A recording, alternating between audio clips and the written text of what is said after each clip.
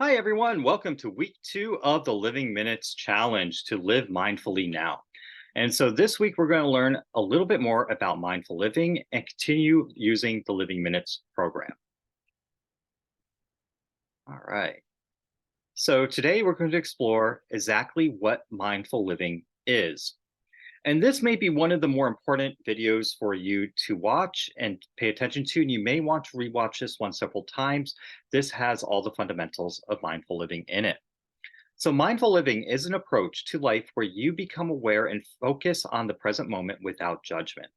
So, there are a few key words there, and we're going to look at each of these key words in a lot more detail here soon. But what it boils down to is that you appreciate the present moment for what it is without judgment.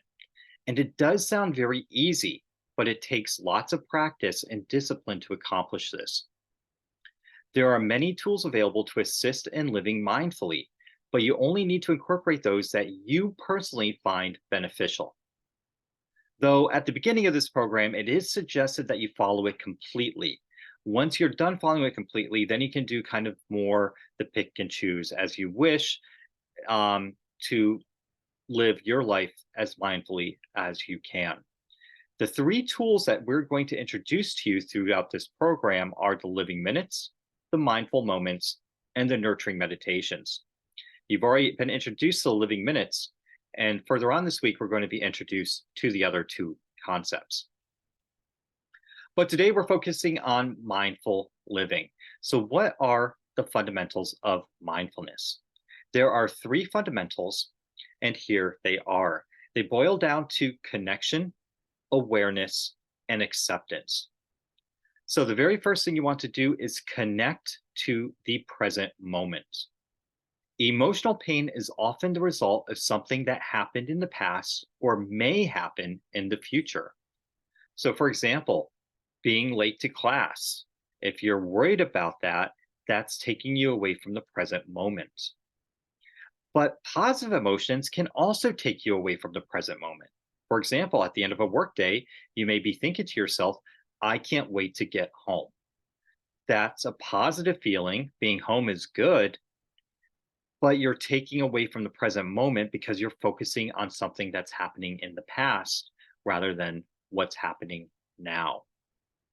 Once you connect to the present moment, you want to become aware of your surroundings, thoughts, and feelings. Observe these objectively as they are, without judgment and without prejudice. This is very important. If you're bored, it's okay. Just acknowledge it. If you're frightened, if you're happy, if you're angry, acknowledge all of this and don't list it as something that's good or bad. And just continue to take in your surroundings, both the exterior surroundings and your interior surroundings, which are your thoughts and feelings. Be continually aware of what and who is around you. Don't just look, but see the world around you. The last bit of these fundamentals is experience and accept each moment with non judgment. It's important that the acceptance come with the non judgment aspect. And that's probably the hardest part of living mindfully is to live the present moment without this inherent judgment. And it's because making judgments is a fundamental survival instinct. When we were evolving, we had to be able to judge if a lion is something that was safe or dangerous versus a I don't know, a an ape or something like that. Okay? And so the goal is not to stop making these judgments necessarily, but to recognize when we are making a judgment. And we want to make this recognition as we work towards the development of a neutral experience without the judgment. And so at first, you're going to experience a lot of judgment, and that's natural. It's okay. You just want to acknowledge that you are judging. Eventually, non judgment will become more and more second nature. And finally, just accept the present moment for what it is. It's life, it's our life we are living at this moment. So, why are these three pillars so important? The present moment This is where we spend most of our time focusing, or I'm sorry, we spend most of our time focusing on the past or on the future. And as we've already seen over and over again, is that this causes increased stress, anxiety, and other bad things for us.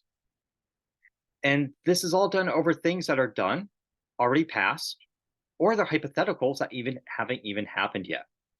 And so we have all this bad stuff happening to us when it's not even actually happening to us. It's quite mind bending if you think about it. By focusing on the present, we begin to get it allows us to ground ourselves emotionally, which reduces stress and anxiety. Why is awareness important? By being aware of our thoughts and emotions, we're able to respond from a place of high emotional intelligence and emotional control rather than react spontaneously without being aware of how that will impact the situation. Most of us react to situations, we do not respond to them. And then someone reacts to our reaction, someone else reacts to these reactions. And before you know it, we're all reacting from this very low emotional level, from a very immature place. And finally, why is acceptance without judgment important? The first thing to realize is that judgments arise from our limiting belief system, which adds unnecessary garbage to most situations. It muddies the water. All right, and we're going to be looking at limiting beliefs in week 3. We are simply attached to these limiting beliefs. They are part of who we are. And attachment is actually one of the leading causes of unhappiness. And so we need to learn how to become unattached to our limiting belief systems and to our own desires and wants. Instead, we have to merely accept the present moment for the way it is. Therefore, we must resist judgment and focus on acceptance. So, why should I live mindfully? We've already said that mindful living has been shown to have a myriad of health effects. All right, you're simply going to be healthier. You're going to be more attuned to your body. You're going to be more health conscious. And mindful living has been associated with a lot of things such as lower blood pressure, reduced pain, improved sleep, and so on and so forth. Again, you'll have reduced stress and anxiety. You'll have better focused, improved interpersonal communications, healthier, which leads to healthier relationships. You'll have a balanced life harmony. You'll have higher emotional intelligence and control. You'll have increased mental clarity and much, much more. In effect, you are going to find happiness through mindfulness. Many people try to buy their happiness. It's almost endemic here in the United States. But happiness is not something that can be bought. We often buy stuff to distract ourselves from our unhappiness. Take a look at some of these statistics just to show how we are trying to buy our happiness instead of treating the root of our unhappiness. 3% of all children live in the world. I'm sorry, let me start that again. I'm sorry. 3% of all children who live in the world live in the US. But 40% of global toy sales, almost half of the toy sales in the world, are solely in the US. And so half the toys in the world are made for 3% of all children. Research has found that accumulating more possessions often leads to higher anxiety, which leads to being less happy. And the fact that we have companies dedicated solely to getting rid of junk is another sign of how big of a problem this is. In fact, Brian Scudamore got rich by buying a $700 truck when he was in college, and he hauled junk from people's homes. He made a whole company from this. Another staggering statistic is just how much of a pack rat we are with our stuff. Over 2/3 of those that use self-storage units own a garage that they could be storing the stuff in. Half of those that have a garage also have an attic, while a third of those have a basement. All right, so there's not enough room apparently in their attics and their garages, or their basements and their garages, so they have to get self-storage units. This is an issue. Self-storage, in fact, is a $24 billion industry to store crap that you're never going to use or look at again. Okay. One half of all our personal expenditures here in the US are on non essential items. One half.